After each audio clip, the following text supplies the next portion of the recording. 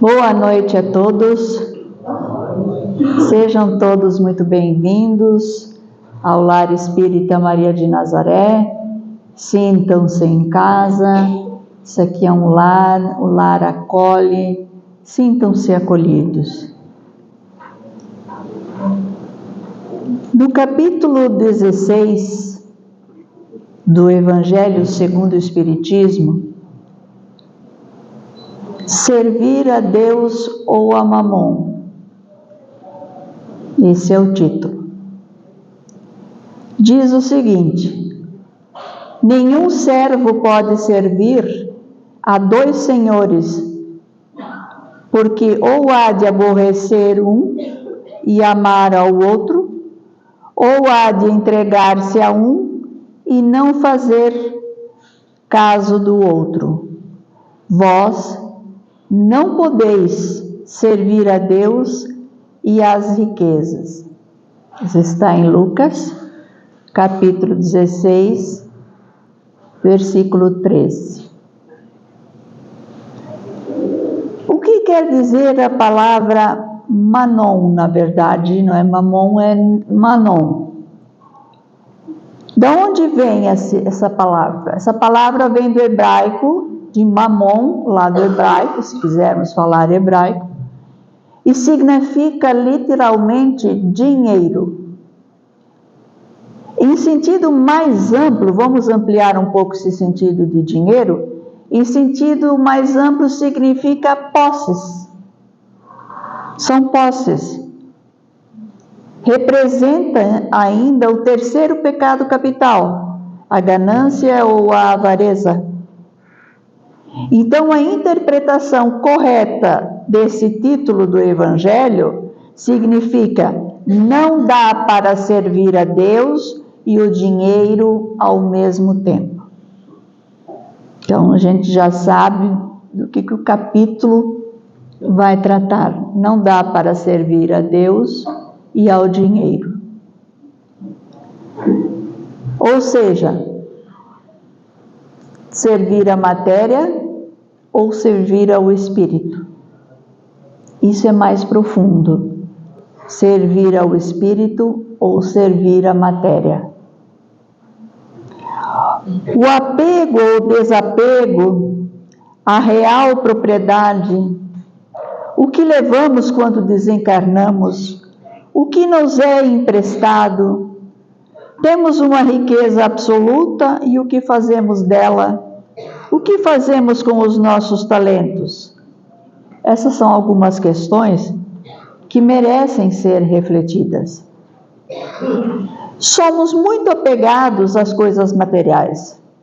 A um carro, a uma casa, joias, e somos apegados, inclusive, e muito, a pessoas. Somos muito apegados a pessoas. Quando perdemos essa pessoa a qual somos apegados, seja de qualquer forma, seja uma morte, separação, não precisa ser a morte, pode ser a separação só. Nos desesperamos e não encontramos paz, tranquilidade, sossego. Ai, parece que falta uma coisa na minha vida e eu agora acho que estou com vontade de me matar, porque ele me faz falta, porque ela me faz falta, e aí vai. Porque o carro que eu gostava, eu tive que vender, e aí continuamos. Mas o que é ser realmente apegado ou desapegado? Apego, segundo o dicionário online, diz o seguinte: apego, sentimento de afeição, de simpatia por alguém ou por alguma coisa. Apego. Apego às pessoas, ao dinheiro. Ligação afetiva que se estabelece com alguém. Estima, apego aos sobrinhos, por exemplo. Dedicação permanente e exagerada a apego aos protocolos, às normas e sinônimos de apego. Vamos só ouvir o que o dicionário traz como sinônimo. Afeto é sinônimo de apego. Amizade, amor, benevolência, fraternidade, simpatia, ternura, afeição. São alguns sinônimos que o dicionário traz para apego. Vejam aqui no meio: afeto, amor, benevolência. Será que podemos concordar inteiramente com essa definição? Será que benevolência, fraternidade, quanto mais apegarmos nós formos a isso, benevolência, amor, caridade, em praticar essas virtudes, nós não evoluímos? Então, como é que o dicionário coloca, preso a protocolos, a normas, sinônimos a afeto? Afeto é sinônimo de apego? Fica difícil tudo que está aqui como sinônimo, ser realmente sinônimo de apego. Outro aspecto que deve ser considerado é o tratamento que damos às pessoas, tratando-as como nossa propriedade. Já falamos um pouco sobre isso. Quando depositamos toda a nossa felicidade nesse alguém. Essa é uma forma de apego idêntica ao apego dos bens materiais. Ah, mas não pode ser idêntica. Pessoa é pessoa, matéria é matéria. Não é. Se nós somos apegados a um carro, a mesma falta que vai fazer esse carro, se nós somos tão apegados, a mesma falta vai fazer essa pessoa. É um tipo um pouquinho diferente de apego, mas é o mesmo apego, a mesma essência, a mesma coisa a gente sente. Eu preciso, a ideia vem, eu preciso disso, eu preciso daquilo. Então, se uma pessoa nos tortura, nos maltrata, e a gente se separa, a gente ainda vai achar que essa pessoa, eu não vou ser feliz?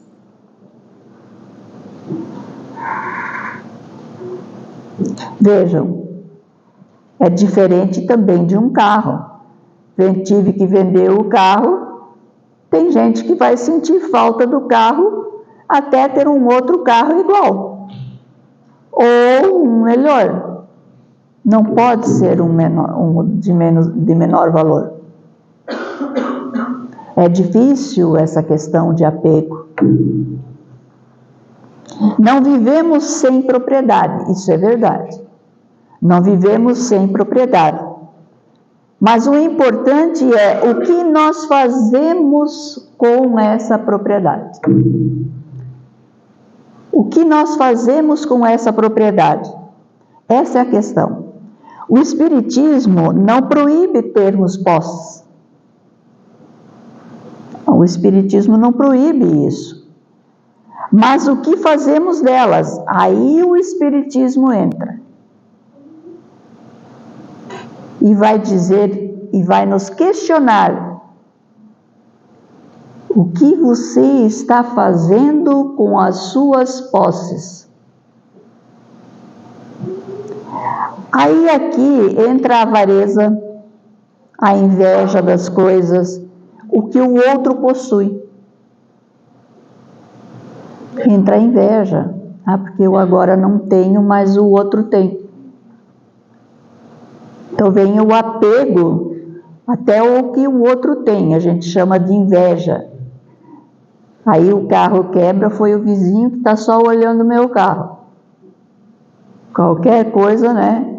Assim, você estava falando muito disso, pronto, quebrou, perdi. Principalmente o egoísmo entra nessa questão. O egoísmo é o maior de todos os vícios. O egoísmo é o maior de todos. É o amor exagerado aos próprios interesses. Vejam, um amor exagerado aos nossos próprios interesses. Eu sou tão apegado aos meus interesses que eu não consigo me desvencilhar disso. Eu sou apegado, não sou apegado a mim, ao meu interior, ao meu espírito. Não, eu sou apegado aos meus próprios interesses. E esses interesses nem sempre são bons. Exclusivismo que leva uma pessoa a se tornar uma referência em tudo. Então, eu sei, sou referência e os outros que me sigam meus bons. No item 14 do capítulo 16 do Evangelho segundo o Espiritismo, o Espírito de Lacordaire nos lembra: sois depositários, não proprietários. O que é ser depositário? Vejam, Deus coloca nas nossas mãos e diz assim: pega, toma emprestado. Mas se você puder, se você quiser, faça mais com isso aqui. Evolua com isso aqui. Então Deus nos dá as coisas e diz: vá em frente, faça mais, faça melhor. Ou seja, então, vejam que nós não temos uma propriedade absoluta, então. Nós temos uma propriedade emprestada. Ela não é nossa. Sejam as coisas materiais, o meu carro, as minhas coisas, a minha casa, é tudo emprestado? É emprestado, porque Deus faz a gente ter condições de adquirir tal coisa, e nós temos que saber o que fazer com isso. Nós temos que saber o que fazer. Aí entra o livre-arbítrio de novo. Deus deixa, Deus dá, e o livre-arbítrio, o que eu posso fazer? Eu posso fazer A e eu posso fazer B. Quem vai escolher? Eu. Cada um de nós vai escolher o que fazer. E nessa escolha vai dar num lado ou no outro. Causa e consequência. Se eu escolher A, a consequência vai ser uma, e B outra. Então, qual a propriedade de que somos realmente donos? Do que nós somos realmente donos? De nada daquilo que é material. Nada daquilo que é material. Só o que tem relação com a alma, com a inteligência, o conhecimento, as qualidades morais conquistadas. A inteligência que ajuda a percebermos como vamos agir. E mais do que a inteligência, a sabedoria. Mas conhecimento não é igual a sabedoria? Não. Conhecimento todos podemos ter, sabedoria já é outros 500. Sabedoria nós vamos adquirindo com o tempo, com o que a vida vai trazendo e o que aprendemos com o que a vida vai trazendo. Isso nos torna sábios. Quando a gente sabe, quando a gente luta e sabe como passar as provas, como passar pelos perrengues, pelas coisas que nos acontecem. Isso nos traz sabedoria. Por isso, o que acontece? Quando a gente vai ficando mais velho, com mais idade, a gente vai ficando mais sábio. Por quê? Porque já passou por muitas coisas, que hoje a gente já sabe no que vai dar. É como se é criança e vai indo. E chega um ponto, quando a gente é pequeno, criança, adolescente, que a gente birra com o pai, a mãe. Quem tem filho sabe, filho adolescente, muitos são difíceis. A gente sabe no que vai dar, mas eles ainda não sabem. Culpa nossa? Não. Eles têm de aprender também como fazer. Assim como nós passamos pelas provas, eles também têm de passar. E nós não podemos fazer por eles o que eles têm de passar. Aconselhar, ficar perto, ficar de olho, tudo isso nós podemos fazer. Tudo isso nós podemos fazer, mas no lugar deles, não. Porque muitos aqui de nós, quem tem filhos adolescentes, sabe que se eles quiserem fazer, eles fazem. Por maior conselho que a gente dê, se eles quiserem, eles fazem. Você diz, não saia de casa, pois ele pula a janela. Mas exagerando, né? Também não pula a janela. Quando voltamos à pátria espiritual, ninguém nos pergunta o que é que você trouxe na mala, na gaveta do caixão. Eles perguntam assim, o que é que você trouxe de evolução da sua alma? O que você trouxe, o que você evoluiu? O que você foi e o que você é hoje? Essa é a prestação de contas. Ninguém quer saber lá se a gente trouxe, se a gente teve carros, casas, enfim, qualquer coisa de material. As pessoas, lá no outro lado, nós temos de prestar contas do que nós somos. Como eu disse, do que nós fomos e do que nós nos tornamos. Precisamos usar todos os bens materiais e o nosso corpo para conquistar os valores morais. Valores morais que nos são ensinados quando ainda pequenos. E a gente vai discernindo o bem do mal. E quando a gente faz o mal, a consciência pesa. Não estou conseguindo dormir. Como é que está a consciência? Muitas vezes, o travesseiro afunda. E não é porque ele é fofinho. É porque a cabeça, é porque a consciência está pesada. Os valores morais, eles são adquiridos a partir do momento que nós sabemos trabalhar com esses bens materiais. Saber trabalhar com os bens materiais, não tê-los.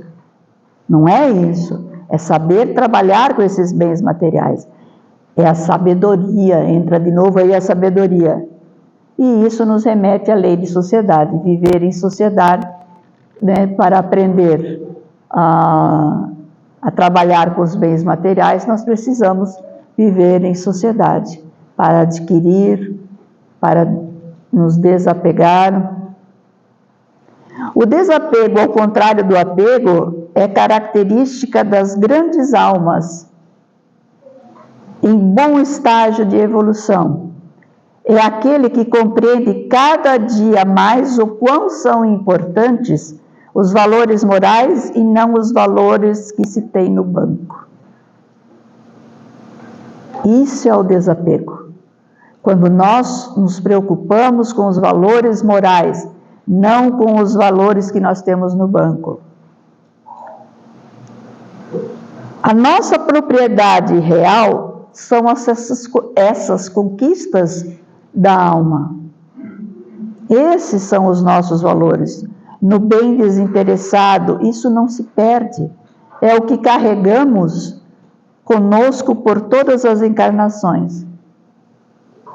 Porque nós sabemos que o que nós trouxermos dessa encarnação, levarmos dessa encarnação, na próxima, isso que nós levamos daqui, o que fizemos nesta vida, vai junto. Não o material, mas aquilo que nós evoluímos. Isso vai junto. E aí vamos ver o quanto você conseguiu evoluir, o quanto nós não conseguimos. O quanto foi livre-arbítrio errado, ou o quanto foi simplesmente negligência.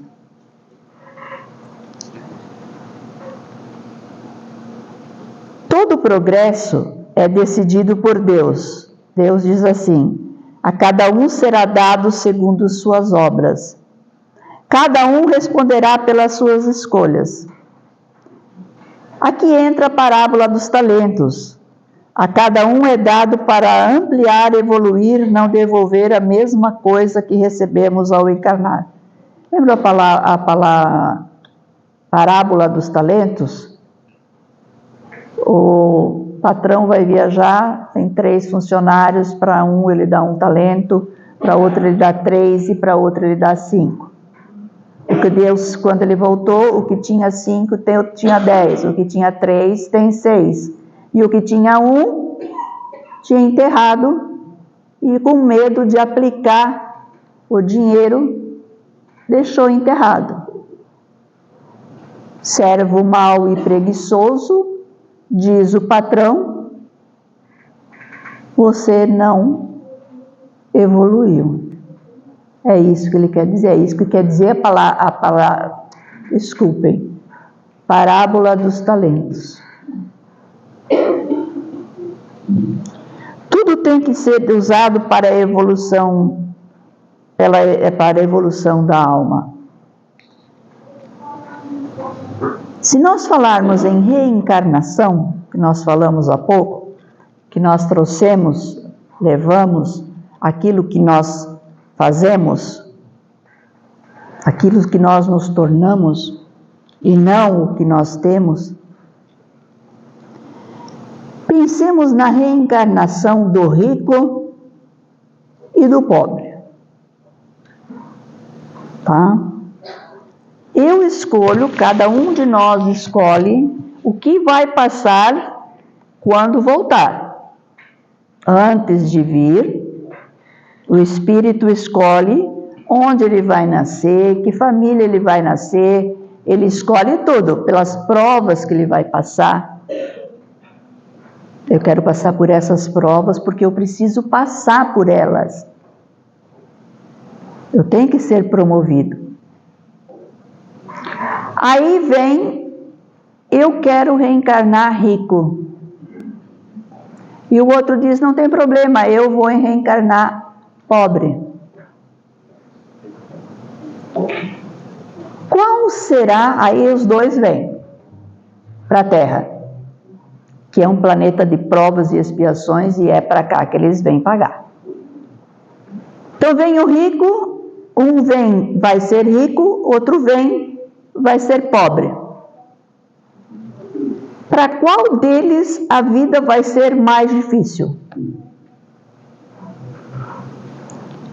Muita gente pensa assim, o pobre vai passar muita dificuldade, não vai ter o que comer muitas vezes, não vai ter assistência médica, etc, etc, etc. Pode ser que esse pobre tenha uma vida muito difícil. Muito difícil. E o rico, tem tudo, pode pagar plano de saúde, pode ter carro, tem tudo o que ele quiser. Só que vejam bem, o pobre não tem o dinheiro. Tudo que ele tem é contadinho. São feitas contas onde eu posso e onde eu não posso gastar. E se eu não posso gastar, eu tenho que ter resiliência e dizer, uma hora vai dar. O rico, pelo contrário, vem o espírito, já nasce em casa, família, nasce em berço esplêndido. Vai herdar todo o dinheiro e assim vai administrando esse dinheiro. Administrar o dinheiro nem sempre é tão fácil. Porque esse dinheiro pode ser aplicado em coisas muito ruins. Pode ser em tráfico, em roubos. Pode ser que funcionários passem fome porque o patrão é avarento, não quer repartir. Por que dar aumento? Está muito bom. E aí ele fica com esse dinheiro que ele nem sabe o que vai fazer. E aí? É difícil viver como rico quando esse rico simplesmente acha que tudo caiu de graça e que ele mereceu e fica com esse dinheiro. Não distribui, não ajuda, fica tudo com ele. Não tem caridade. Então, não que pobre não seja difícil. Óbvio que é. Mas ser rico também tem uma grande conta a ser paga. Tem uma grande conta a ser acertada. As duas coisas. Não é que o rico agora é bom. Que tipo de rico? Que rico? Assim, não podemos servir Deus e ao dinheiro, nem os bens materiais, nem o corpo que nos pertence. E principalmente fiquemos com a palavra caridade em mente e em nosso coração. Deixemos realmente fora dos nossos pensamentos e do nosso coração o egoísmo. Dessa forma, teremos o discernimento de aproveitarmos somente aquilo de que precisamos aqui na Terra. E quando chegarmos de volta à pátria espiritual, teremos multiplicado os nossos talentos. E que assim seja.